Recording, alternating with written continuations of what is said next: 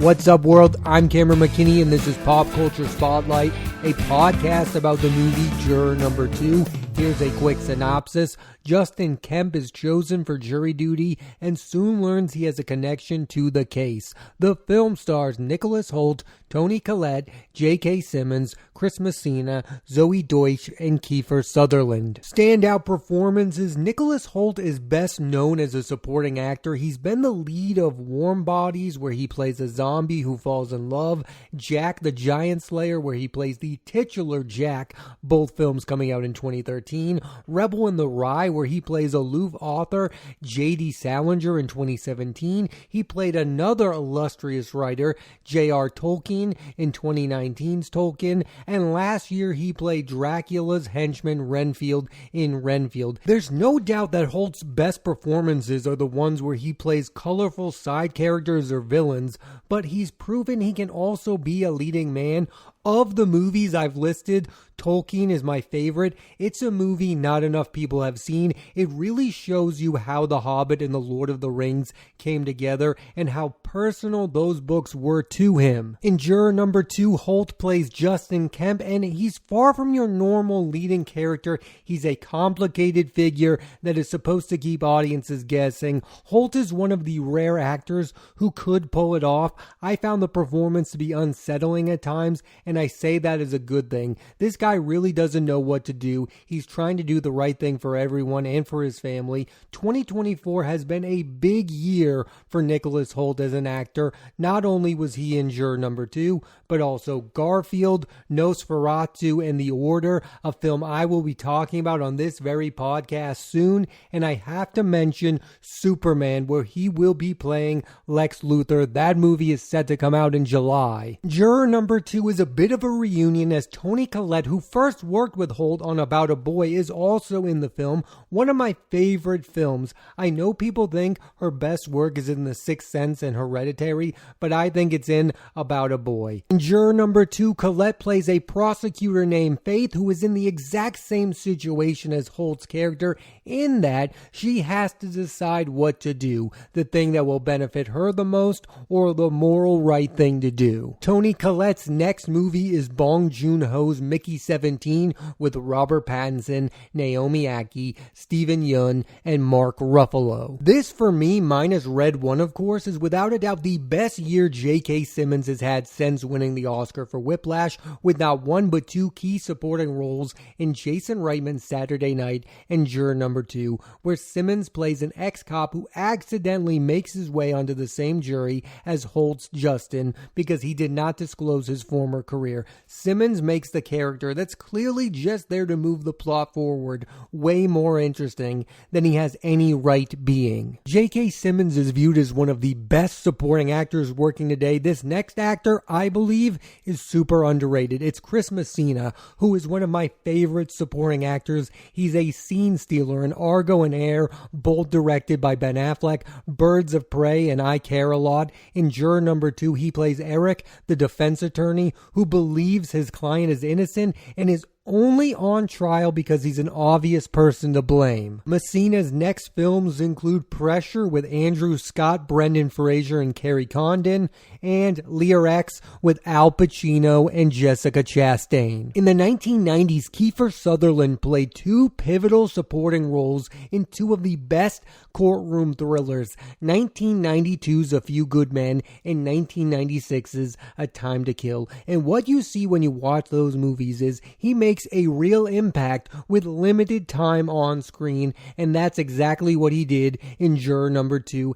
as Larry Lasker, Justin's sponsor from AA, who acts as a close confidant throughout the trial. And finally, Zoe Deutsch is also not in this movie a whole lot. She plays Allison, Justin's pregnant wife. There's a particular great moment she has with Toni Collette where she begins to worry about her husband. I'm of the belief that great actors can turn thankless roles into something special, and that's what Zoich does here. This is Zoe Deutsch's second film with Nicholas Hoult after Rebel in the Rye. I would absolutely love to see a movie where they are co-leads. The screenwriter of Juror number 2 is Jonathan Abrams, and here's what he told Corey Atad of GQ about coming up with the plot. Quote, "I tried 20 different ways that didn't work, and then I finally settled on where I think my heart always went and where I go as a person, which is optimism. You know, you could easily make this a cynical story about a bad dude trying to convict this dude so that he doesn't have to do the time himself.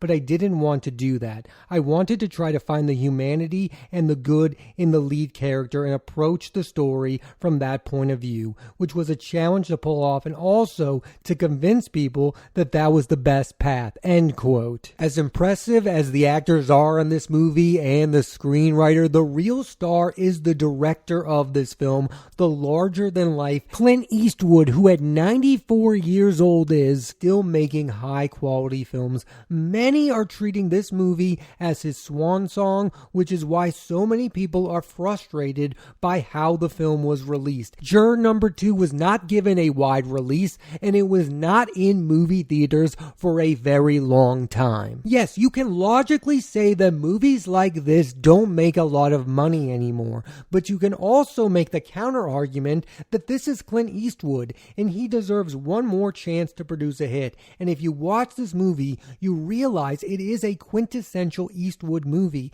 It's like Richard Jewell, where the system goes after the easy suspect instead of looking for justice. The studio not wide releasing Juror number 2 says something about Warner Brothers' current relationship with Clint Eastwood, but it also says that they don't think this movie would fare well at the box office. And the courtroom thriller used to dominate. A Few Good Men made over $243 million. The Firm made $270 million. The Pelican Brief, $195. A Time to Kill, $153. And Primal Fear made $102 million at the box office. And yeah, maybe you could say this film doesn't have the star power of those ones, but these actors are well known. The reality is Juror number 2 would have been a hit in the 90s, and today it's treated like a streaming movie you watch at home. I think it's right, and people are feeling bad for Clint Eastwood. I mean, he probably wanted this to be his last movie,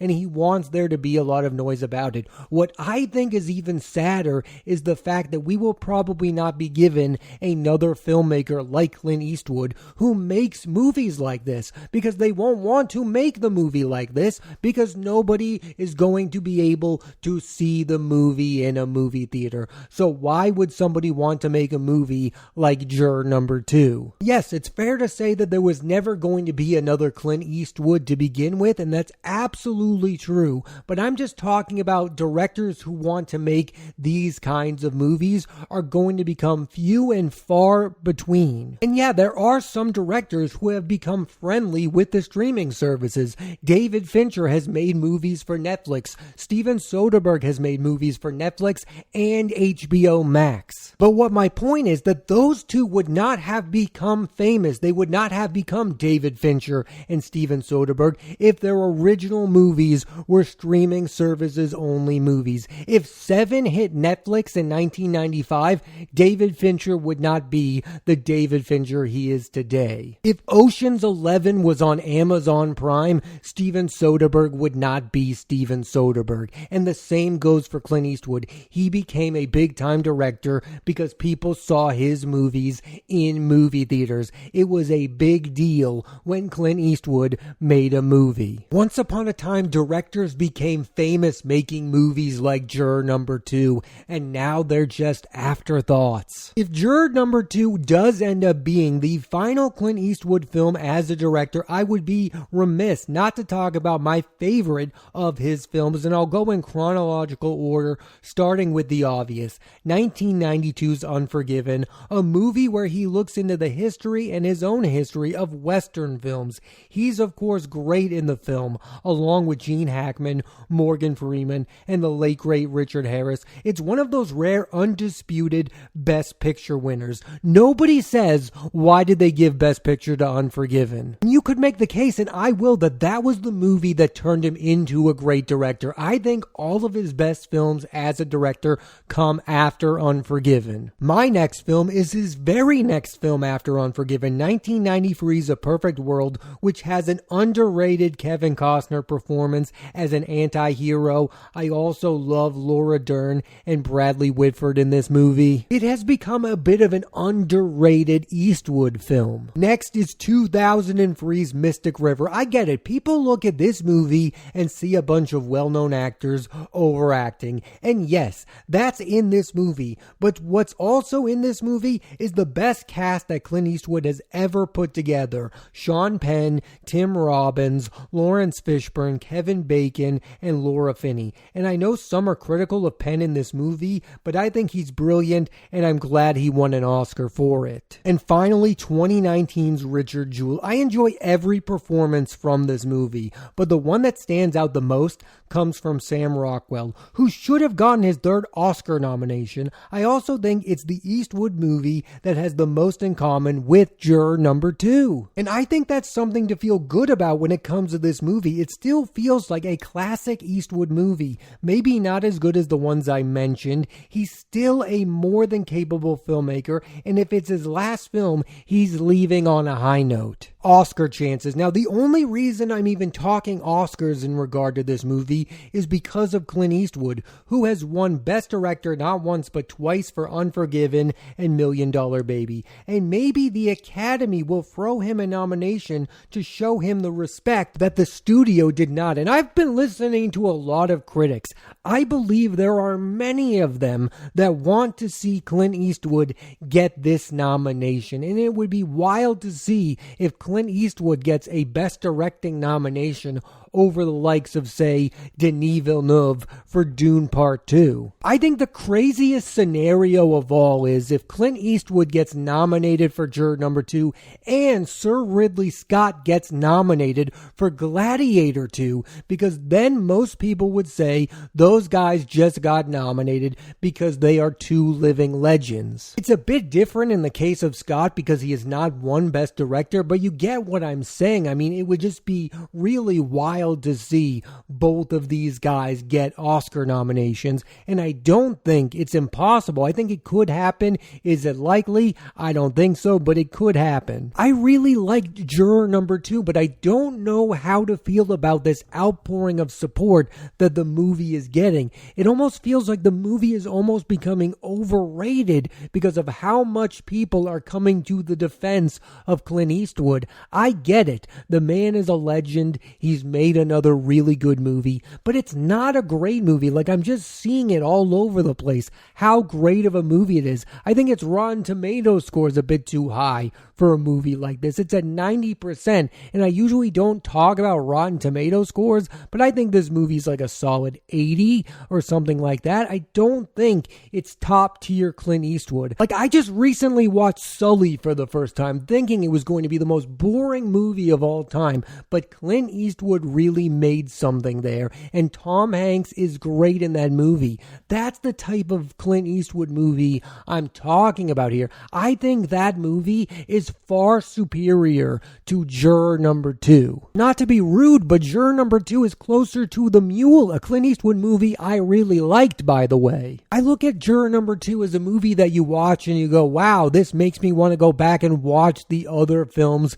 made by Clint Eastwood. I don't think it's a rival of those films, though. I don't think it's one of his best films. I think it's a very good movie. I think it's better than most directors are capable of making, but I don't think it's a great film. I think it's a very good movie. I mean, I wouldn't be mad if Clint Eastwood won another Best Director Oscar. That's fine. He's Clint Eastwood. He can do whatever he wants. Would I agree with him winning that award? Absolutely not. Especially if he gets a nomination over Denis Villeneuve. Overall, the movie will have you questioning the jury system altogether. Like, is it the best to have strangers argue cases together, especially if they are given facts by people who didn't investigate properly or thoroughly enough. I believe whether or not you like or love this movie is going to come down to how you feel about the film's ending, which I will not spoil. All I will say is I found it a bit underwhelming. Juror number 2, again,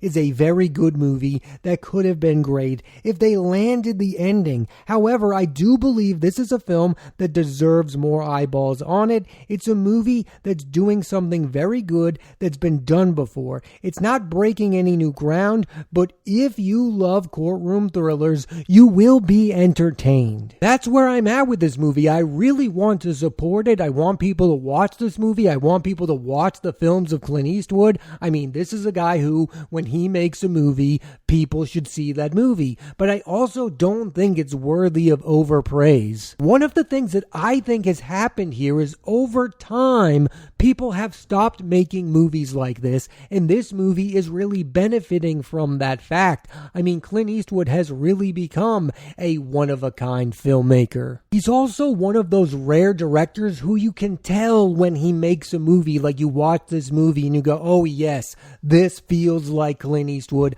I know that voice. And we are going to lose that voice, and that is a sad thing because I think there are becoming less and less well-known directors who we all know their distinctive voices. Yes, there are people out there who are popular and they're making movies, like Robert Eggers is having a moment right now with Nosferatu. But is Robert Eggers ever going to become as well known as Clint Eastwood? Absolutely not. What was cool about Clint Eastwood is he was mainstream. He wasn't niche. He wasn't Paul Thomas Anderson, who's a fantastic director, but not everyone loves his films.